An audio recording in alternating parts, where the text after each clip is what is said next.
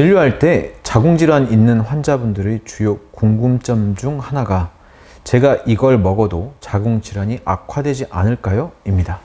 자주 질문해 주시는 것 중 하나인 인삼이나 홍삼에 대해 말씀드리려고 합니다.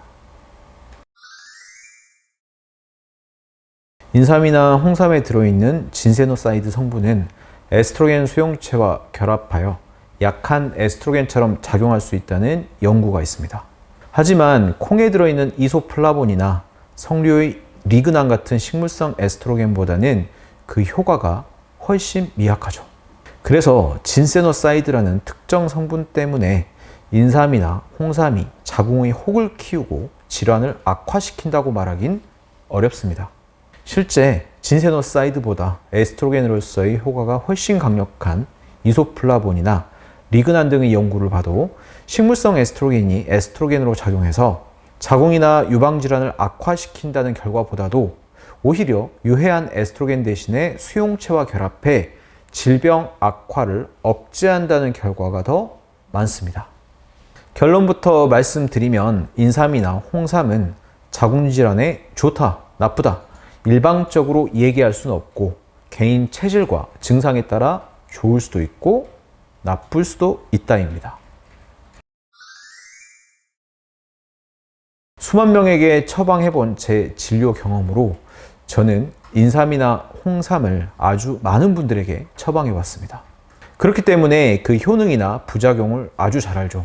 그리고 제 주요 진료 분야가 자궁이나 난소 관련 여성질환이기 때문에 이분들에 대한 인삼이나 홍삼의 효능과 부작용을 많이 경험해왔습니다. 저는 자궁 근종, 자궁 성근증이 있는 환자분들께도 인삼이 들어간 한약을 종종 처방합니다.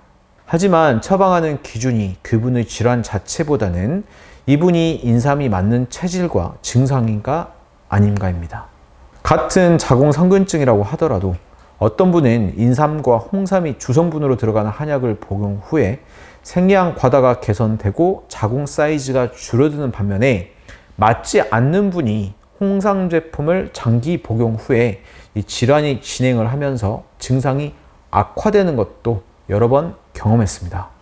즉, 인삼, 홍삼의 복용 기준은 내가 자궁질환이 있냐 없냐가 아니라 이게 내 체질에 맞냐 안 맞냐로 보시면 되겠습니다. 인삼을 쪄서 가공한 것이 홍삼입니다. 쪄내는 과정에서 약간의 성분 변화가 있긴 하겠으나 기본적으로 인삼이나 홍삼은 그 성질이나 효능은 큰 차이가 없습니다. 인삼은 부작용이 있지만 홍삼은 부작용이 없다. 이건 어디까지나 홍삼을 판매하는 측의 입장일 뿐 홍삼과 인삼은 성미나 효능 그리고 부작용까지 거의 같으며 기본적으로 둘 다 같은 약재라고 보시는 것이 맞습니다.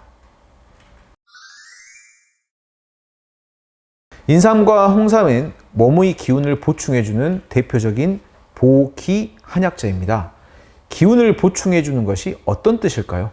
기력이 떨어져 조금만 활동해도 쉽게 지치고 약해진 상태를 개선해서 기운이 나도록 해준다는 뜻인데요. 좀 쉽게 비유를 들어볼게요. 사람의 몸을 보일러에 비유해보죠. 한국식 보일러는 전원을 틀면 보일러의 모터가 돌면서 뜨거운 물을 바닥에 깔린 관으로 돌려서 바닥이 따뜻해지는 식으로 작동합니다. 하지만 전원을 눌렀는데도 난방이 제대로 되지 않는 상황을 사람의 몸에 뭔가 문제가 생긴 상황에 비교해 볼게요. 이때 보일러가 제대로 작동하지 않은 원인은 크게 세 가지로 구분해 볼 수 있는데요. 첫 번째는 모터가 약해서입니다. 출력이 부족하든지 낡았든지 순환 펌프의 모터가 약하면 물을 충분히 돌릴 수 없게 됩니다. 이 상태를 한의학에서는 기가 약하다라고 표현하죠. 자, 두 번째는 모터는 멀쩡하지만 관 속의 물이 부족해서입니다. 물이 부족하면 당연히 난방이 제대로 되기 어려울 것이고 이것을 한의학에서는 혈허라고 표현합니다. 세 번째는 관의 어딘가가 막혀 있는 상황입니다. 관 속이 노폐물이나 찌꺼기 등으로 막혀 있다면 당연히 부분적으로 순환이 되지 않아 난방이 안 되겠죠. 이 노폐물을 한의학에서는 담적, 어혈 등으로 표현합니다. 인삼이나 홍삼은 세 가지 원인 중에서 보일러의 모터가 약해져서 난방이 안 되는 상황, 즉 기운이 약해져 있는 기어 상태를 개선하는 효능이 탁월하죠. 그래서 기어증이 있는 자궁 질환자에게는 명약이 됩니다. 하지만 모터의 힘은 충분하지만 물이 부족한 상황이나 혹은 관 속의 어느 부분이 노폐물로 막혀 있는 상태에서 괜히 모터의 출력만 높여주면 어떻게 될까요? 물이 부족한데 억지로 모터 출력만 높여버리거나 관이 꽉 막혀 있는데 모터만 더 빨리 돌리면 어떻게 될까요? 과열되면서 더욱 악화될 것입니다. 즉, 기여는 없고 혈어나 어혈 담적이 원인인데 이 기운을 돋구는 인삼이나 홍삼을 복용하면 자궁질환 역시 더욱 악화될 따름이죠. 그렇다면 증상으로 4개 인삼이나 홍삼이 잘 맞을까를 알아보겠습니다. 자, 우선 기혈증이 나타날 때 어떤 증상이 나오는지 볼까요? 1. 식욕이 떨어져서 딱히 먹고 싶은 것이 없고 억지로 먹을 때가 많다. 2. 조금만 움직여도 쉽게 지치고 피곤해지고 내가 좋아하는 취미 활동이나 여행을 가더라도 조금만 활동해도 금방 지친다. 3. 자, 7시간 이상 잤지만 아침에 일어나기가 너무 힘들다. 하루 종일 피곤하지만 특히 오전에 더욱 피곤하다. 4. 식사 후, 특히 점심 이후에 식곤증이 심하다. 5. 계단을 조금만 오르거나 말을 조금만 해도 쉽게 숨이 차고 지친다. 6. 조금만 더 많이 먹어도 소화가 잘 되지 않고 자주 체하게 된다. 이와 같은 증상들은 기운이 허약한 기여 상태로서 인삼이나 홍삼을 드시는 것이 훌륭한 보기 방법이 될 수 있습니다. 반면 맞지 않는 상태를 보겠습니다.